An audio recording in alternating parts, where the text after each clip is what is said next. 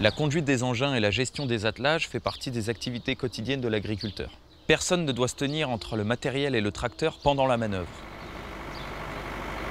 Hé oh, ça va pas? Ensuite, la procédure d'attelage doit être rigoureusement suivie. D'abord, reculer exactement jusqu'à l'anneau d'attelage de la botteleuse. Vérifier que le frein à main est enclenché. Vérifier que la prise de force est éteinte. Sécuriser le crochet d'attelage. Relier la prise de force à l'arbre de transmission. La protection doit être en bon état. Brancher les flexibles avec les réceptionnaires adaptés. Brancher la prise électrique. Ce qu'il ne faut pas faire, ne pas actionner le frein à main, le tracteur recule alors de lui-même. Ne jamais relier le cardan de la prise de force alors que celle-ci tourne encore. Ne pas oublier de sécuriser le piton d'attelage et de brancher les feux de signalisation.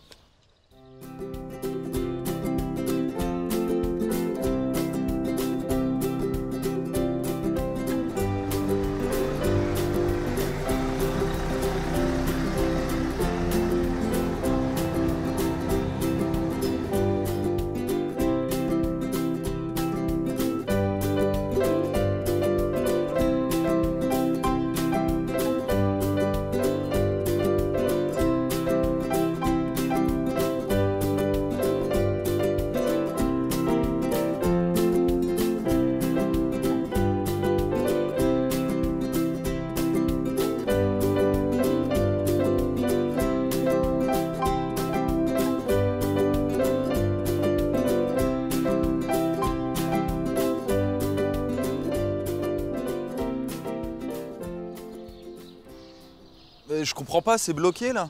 Là, attention, c'est plus un danger, c'est la catastrophe possible. Surtout ne pas essayer de débloquer. Alors on fait quoi? Immédiatement mettre en sécurité le matériel et appeler son référent. C'est lui qui viendra gérer le problème. Bien. Une fois le travail terminé, il faut dételer.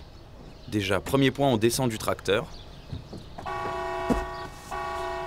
Non, on ne saute pas. Bien sûr, c'est pas systématique que vous vous réceptionnez mal, mais encore une fois, prenez des bonnes habitudes, sérieux, vous y gagnerez.